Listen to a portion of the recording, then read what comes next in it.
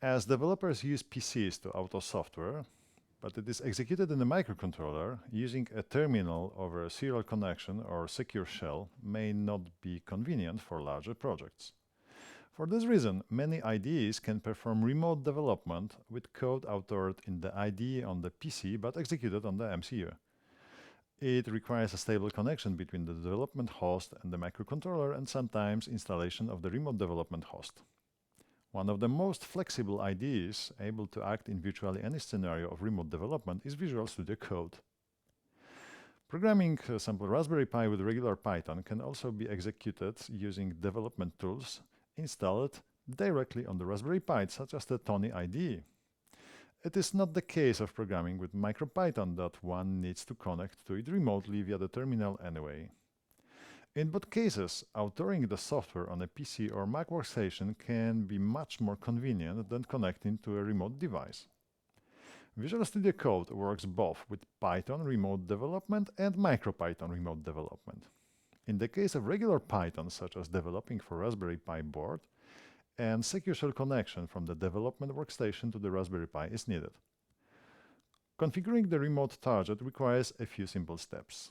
Initiate connection to the remote device over SSH.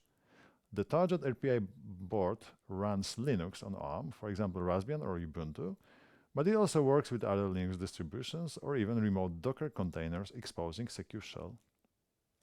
In the case of the MicroPython, the connection is usually made via the serial port, which is exposed either on the device GPIOs or as a serial over USB. MicroPython devices commonly expose a file system over the USB, alternatively to the serial over USB.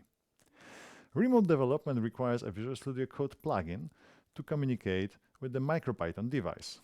One of them is MicroPyco, which is dedicated to Raspberry Pi RP2040. A file named main.py is executed automatically on boot if it only exists in the device root folder and the device is not in the file system mode.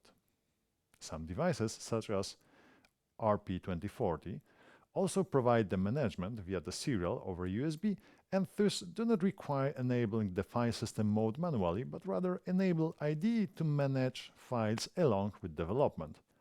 For this reason, files can be stored locally and executed with RAPA mechanism or stored remotely on the MicroPython device.